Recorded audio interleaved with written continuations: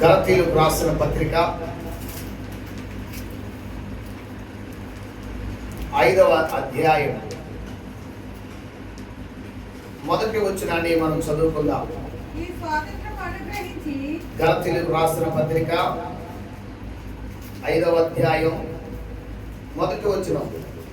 ఈ స్వాతంత్ర్యం అనుగ్రహించి క్రీస్తు మనలను స్వతంత్రులుగా చేసి ఉన్నాడు. కాబట్టి మీరు స్థిరముగా నిలిచి మరలా దాస్యమును కాడి క్రింద చిక్కుకొనకుడి. చాలండి, చిన్న ప్రార్థన చేద్దాం. ప్రేమ కలిగిన మా తండ్రి, పరిశుద్ధుడా, మహోన్నతుడా, మీకు వందనాలు స్తోత్రాలు చెల్లిస్తున్నాం. మీ మహాకృపను బట్టి, దయను బట్టి ప్రభా, ఈ రీతిగా మీ సన్నిధిలో తండ్రి మిమ్మల్ని ఆరాధించుటకు, గణపరచుటకు, మహిమపరచడానికి, మీ మాటలు విని మేలు పొందడానికి మీరు ఇచ్చిన భాగ్యమును బట్టి మీకు స్తోత్రం చెల్లిస్తున్నాం. ఈ చదవబడిన లేఖన భాగం ద్వారా మాతోను మాట్లాడండి. చేరు వచ్చిన ప్రేమిడులతో మీరు మాట్లాడండి అయ్యా. వినగలిగిన చెవిని, గ్రహించగలిగిన మనస్సును, హృదయంలో దయచేయండి. వాక్యము విత్తబడుచుండగా, వాక్యము ప్రకటించబడుచుండగా, వాక్యము బోధించబడుచుండగా ఒక్కొక్కరు హృదయమును మీరు తాకుమని ప్రార్థన చేస్తున్నాం.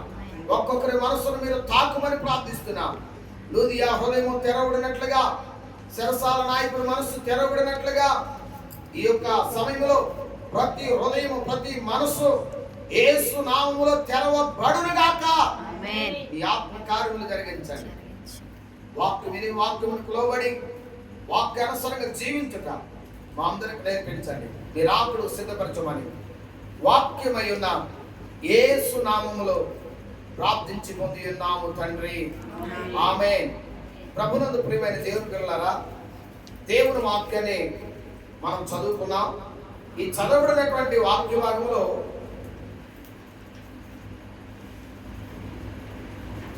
ఈ స్వాతంత్ర్యం అనుగ్రహించి క్రీస్తు మనలను స్వతంత్రులుగా చేసి ఉన్నాడు. చూడండి, ఈ స్వాతంత్ర్యం మానవునికి వాస్తవంగా స్వతంత్రము లేదు. అయితే మనం భారతదేశానికి ఎప్పుడు వచ్చిందండి స్వాతంత్రం? 1947లో, 1947 సంవత్సరంలో. అయితే ఈ సంవత్సరానికి 80 సంవత్సరాలు. అయితే వాస్తవంగా మానవులు చూస్తే మనుషుడి జీవితంలో నిజమైన స్వతంత్రం లేదండి. మనుషుడికి నిజంగా స్వతంత్రం లేదు. కారణం ఏంటి తెలుసా? మనుషుడు ప్రేమైన పిల్లరా ఏదో ఒక బంధకాలు, ఏదో కట్ల చేత బంధించబడిన స్థితిలో ఉన్నాడు. స్వాతంత్రం లేక, నెమ్మది లేక, సమాధానం లేక, ఆనందం లేక, చూడండి ప్రేమైన పిల్లల కొట్టుమిట్లాడుతున్నటువంటి ప్రజలు ఈనాడు చాలా మంది ఉన్నాడు. ఆలోచన చేస్తే చూడండి, అనేకమైన బంధకాల్లో మనుషుడు ఉన్నాడు. మన పితరులు ఇశ్రాయేలు ప్రజలు 430 ఏండ్లు ఐగుప్తి చెరలో ఉన్నారు. ఐగుప్తి చెరలో ఉన్నారు. ప్రియమైన దేవుని బిడ్డలారా, ఆలోచన చేస్తే చూడండి, వారు మరి దేవుడు వారు పెట్టిన వరను, వారి కన్నీటిని, వారి బాధను, వారి నిట్టూర్పును ఐగుప్తీయులు పరోస్ పిల్లరా చూడండి వెట్టి జాతరలు చేయించి వారిని బాధపరిచిన సందర్భాలు. అయితే వారి బాధను, వారి వేదన, వారి దుఃఖాన్ని, వారి స్థితిని దేవుడు చూసి ఏం చేశాడంటే ఒక నాయకుడిని దేవుడు లేవనెత్తాడు. ఆయనే మోషే. ఆమేన్. చూడండి, మోషే ద్వారా ఐగుప్తి నుండి ఇశ్రాయేలు ప్రజలు, దేవుని ప్రజలు, ఆశీర్వదించబడిన ప్రజలు, దేవుడు ఎన్నుకున్న ప్రజలు, ప్రత్యేకపరిచిన ప్రజలు, ప్రేమైన దేవుని బిడ్డలారా, వారిని విడిపించడానికి దేవుడు ఒక ఉన్నతమైన ప్రణాళికను కలిగి ఉన్నాడు. ఆమేన్. ఆనాడు పిల్లల కలిగి ఆయన ఏం చేశాడంటే వారిని విడిపించాడు. ఈనాడు కూడా చాలా మంది విడుదల లేకున్నారు. బైబిల్ గ్రంథంలో అంటాడు, మీరు చదువుకుంటే ప్రియమైన దేవుని బిడ్డలారా 22వ సంకీర్తన 5వ చరణంలో రాస్తాడు. 22వ సంకీర్తన 5వ చరణంలో అంటాడు అక్కడ రాయబడినటువంటి మాటలు, వారు నీకు మొరపెట్టి విడుదల ఉంది, వారు నీ యందు నమ్మకించి సిగ్గుపడకపోయి. చాలండి, చూడండి, వారు మొరపెట్టి ఏం పొందారంట? దేవునికి మొరపెట్టి, దేవుని అర్థించి, దేవుని సన్నిధిలో ప్రార్థించి, దేవుని సహాయమును కోరుకొని, ప్రియమైన దేవుని పిల్లలారా, వారు మొరపెట్టినప్పుడు చూడండి దేవుడు ఏం చేశాడు తెలుసా?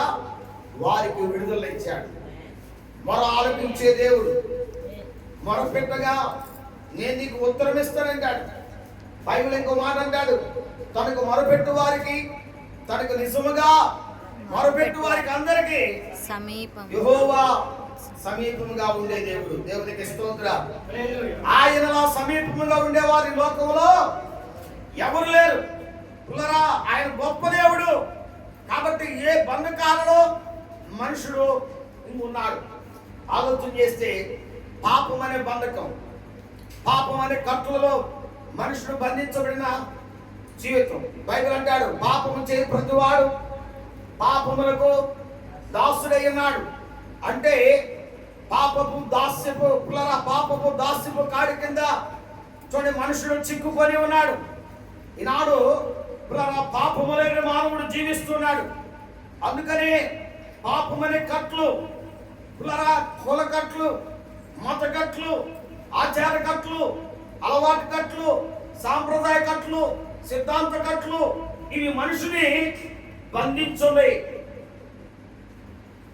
బైబిల్ గ్రంథంలో మనం చూస్తే ప్రియమైన దేవుని బిడ్డలారా, అనేకమైన విషయాలు పరిశుద్ధాత్మ దేవుడు మనకి తెలియజేస్తున్నాడు.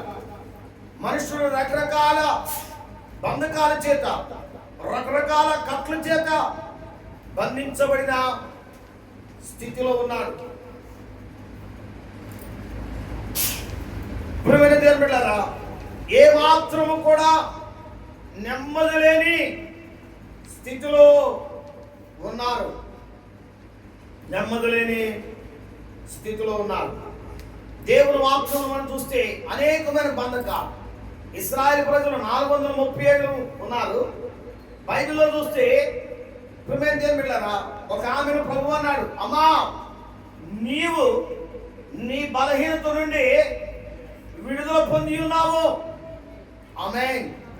చూడండి, అంటే ఆమె బలహీనపరచు దయ్యం పట్టి ఏ మాత్రము కూడా పిల్లల నెమ్మది లేక, స్థిరమైన మనసు లేదు. చూడండి, అయ్యో నేను చక్కగా నిలవలేకున్నానే, నా బ్రతుకింతే, నా స్థితింతేనా, నా జీవితం ఇంతేనా, నేను ఇలాగ ఉండిపోవాల్సిందేనా అని తన జీవితంలో అనుకుంటున్న సందర్భాలు. బలహీనపరిచే దయ్యం సాతాను ఏం చేస్తాడు? మనిషిని బలహీనపరుస్తూ ఉంటాడు, కృంగదీస్తూ ఉంటాడు. వానికి అవకాశము ఇవ్వకూడదు. బైబిల్ అంటాడు, దేవునికి లోబడి ఉండి అపవాదిని ఎదిరించుడు అంటాడు. ప్రియమైన దేవుని బిడ్డలారా, మనుషుడు రకరకాల బంధకాలు, చూడండి ఆమె సాతాను బంధకాలలో బంధించబడిన స్థితిలో ఉంది. లేఖనాలు మనం చూస్తే లూకా సువార్తలో 18 ఏండ్ల నుండి బలహీనపరచు దయ్యము, దయ్యం పట్టిన ఒక స్త్రీ అచ్చుటుండెను. చూడండి ఏ స్థితిలో ఉందండి ఆమె?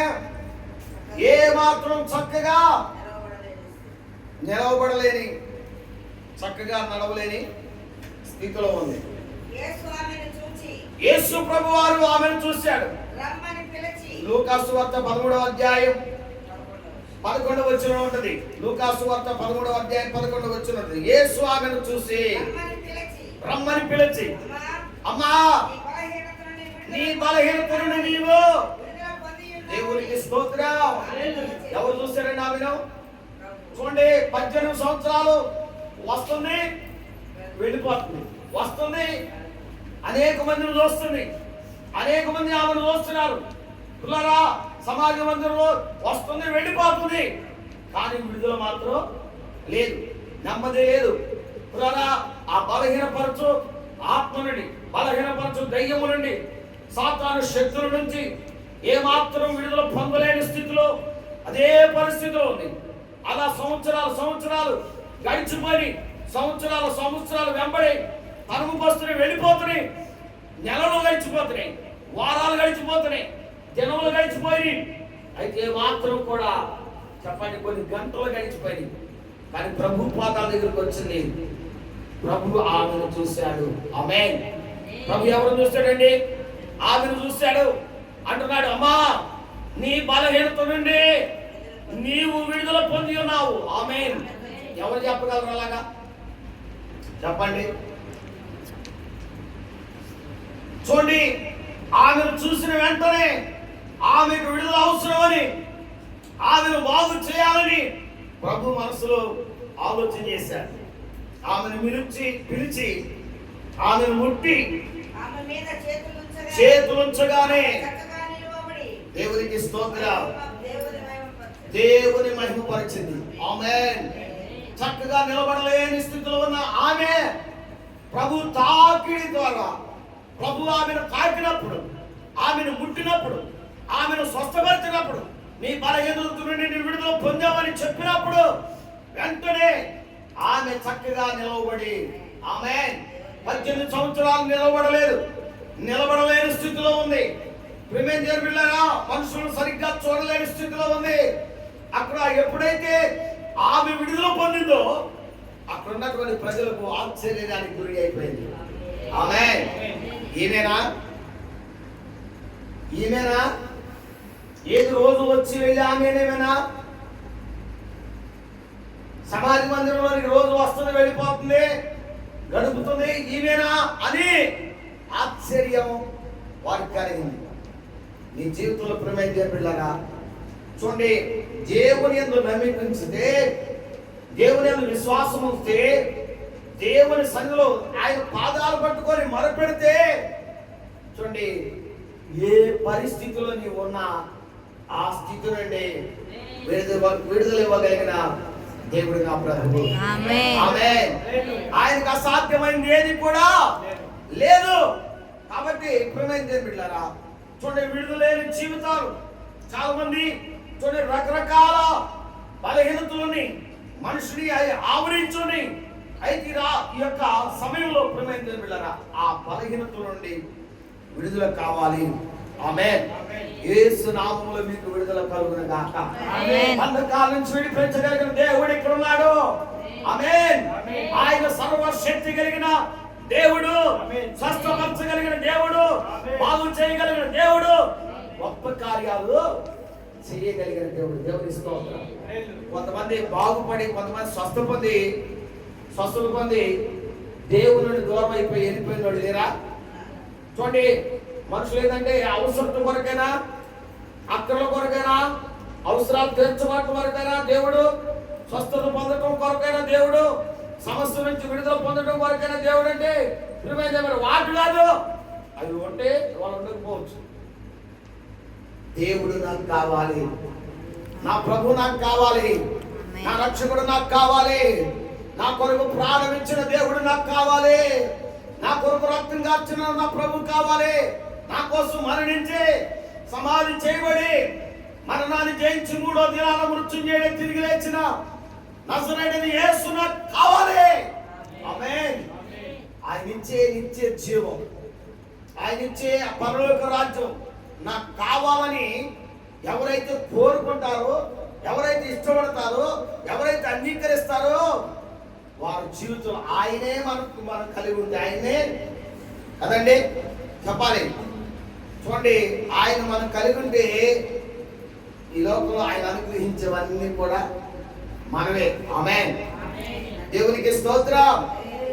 ప్రియమైన కాబట్టి మనుషుడు ఈ లోక సంబంధమైన వాటిని కోరుకొని దేవునికి దూరం అయిపోతున్నాడు. ఈ లోక సంబంధమైన అవసరతలు కోరుకొని, స్వస్థత కోరుకొని, ఆరోగ్యం కోరుకొని దేవునికి దూరం అయిపోయేవారు ఉన్నారు. జాగ్రత్త.